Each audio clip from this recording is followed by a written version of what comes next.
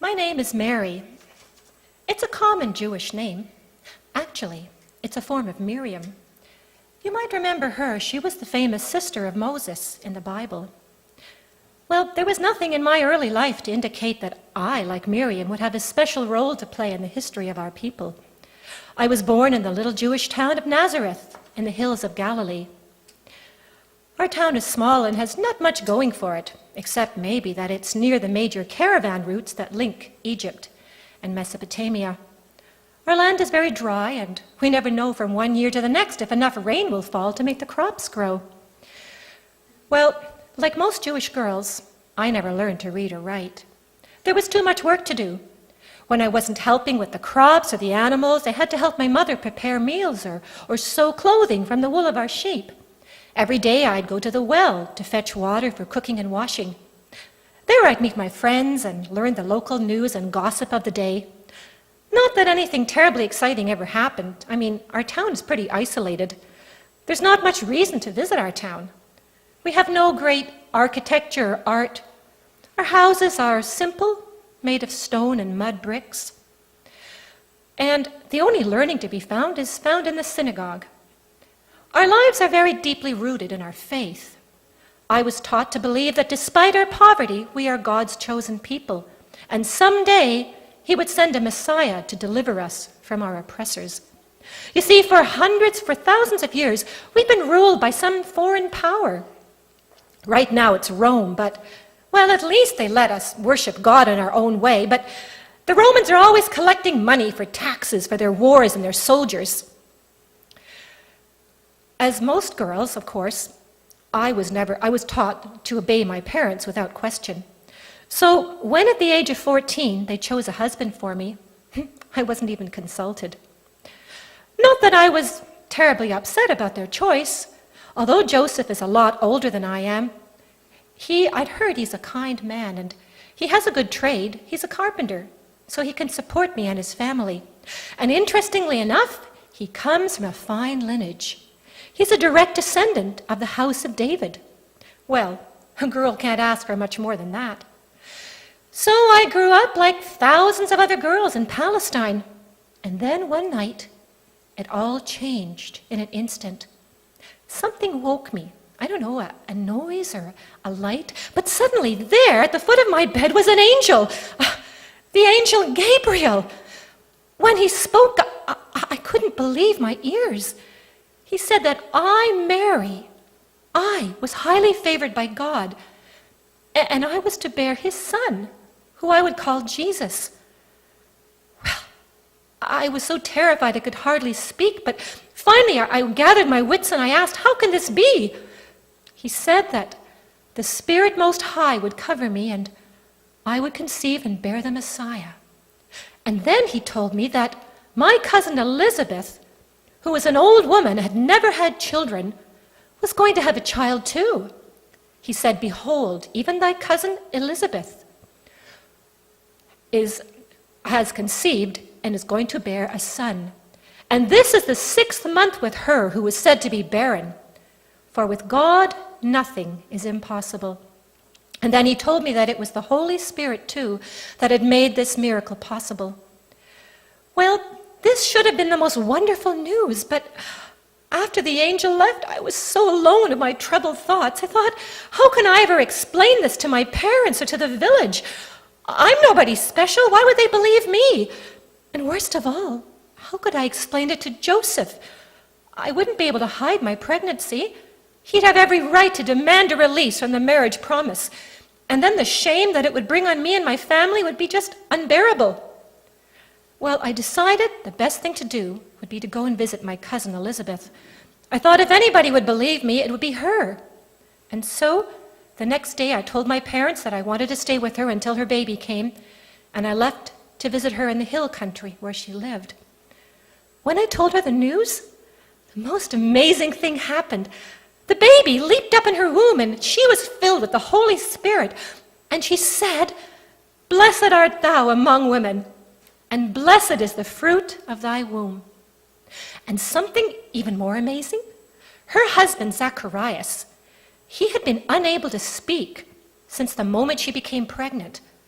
And when the baby was born, everybody wanted to call it Zacharias after his father. But Elizabeth insisted that the angel had said it must be called John. And everybody said, John? There's no John in our family. What kind of name is that? John? So they asked Zacharias to write down on a tablet what the baby's name should be. And in that moment, miracle of miracles, his speech came back. He said John, and of course, John it was. Well, at that point, I figured it was time to go back home and face the music. I was terrified of what Joseph would say or do. You see, in our culture, if an unmarried woman becomes pregnant, she can be stoned to death in the marketplace. Well, when I told Joseph the news, I realized why God had chosen him to be my husband. He said, well, he was kind of skeptical about the angel and stuff, but he said he would find a safe place for me away from gossip so as not to make a public spectacle of me. Well, how many men would have done that? Well, we decided not to tell my parents any of the details. I was just 4 months pregnant, and due to my loose clothing, I didn't show too much.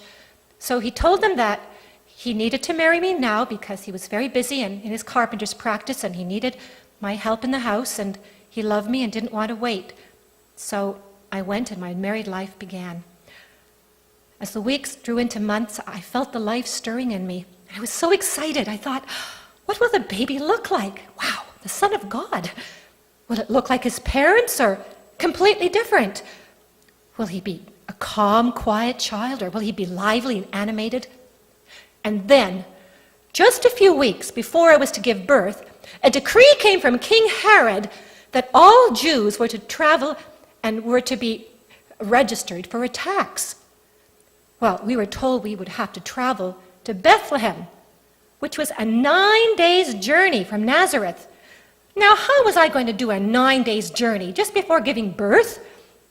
I said to Joseph, can't you just go by yourself and leave me at home? He said, no. There was a good reason why I had to go. It was to fulfill the ancient prophecy that the Messiah would be born in Bethlehem, the city of David. Well, he knew I couldn't go on foot, so he looked for a strong animal to carry me. Not one of our small little donkeys, but a big, strong Muscat ass. And we began the journey. The road we traveled went right through Judea, past fields and orchards and vineyards, and then it climbed slowly and slowly up into the hills where Bethlehem lay.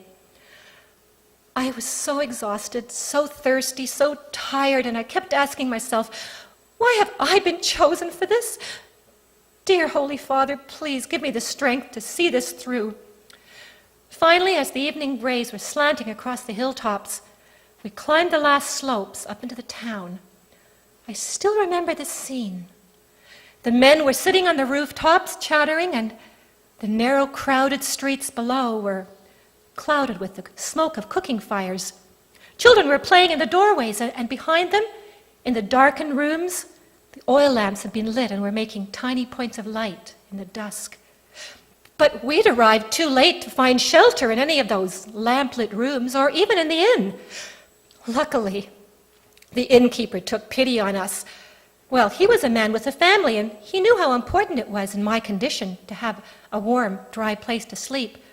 He said we could sleep in his stable, which was really just a cave underneath the inn. He said it was dry, and the body heat of the animals would keep it warm. And he even said if I should give birth, I could put the baby in that clay trough that the animals ate from, the manger. There were stalks of barley and grass that would make a soft bed for the baby. And then he even gave us a blanket so we could be warm on our bed of straw. We made ourselves as comfortable as we could, and from the entrance of the cave we could see the stars beginning to come out and twinkle. The night was clear and bright, and in the distance I could hear the tones of a shepherd's flute drifting through the night air. But as the night deepened, the sounds faded away to silence. And then, in the middle of the night, something strange happened. I heard a rooster crowing, and I thought, how strange, roosters crow at dawn, not in the middle of the night.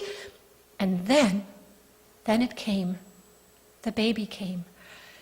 It was the most miraculous occurrence because there were no labor pains. He was just there. And then another music broke the stillness of the night. It seemed to be coming from outside, so we scrambled outside the cave, and there in the distance we saw wings of light and heard angelic choruses swelling with beautiful harmonies up through the heavens. And over the stable was the most magnificent star, one that had never been seen before. And I asked myself, are all these miracles happening because of the child that I've given birth to? Despite all the excitement, he was just sleeping peacefully. I resisted the urge to pick him up and cuddle him. But the excitement was just beginning. Later that night, we were visited by shepherds and all kinds of people, and even 3 kings. They had all come to pay homage to the King of the Jews. Thus began my journey. I don't know what's in store for us, but at this moment I feel so awed and so honored by this wonderful gift that God has bestowed upon me. I just hope that I can continue to be worthy of this great and noble task that He has laid before me.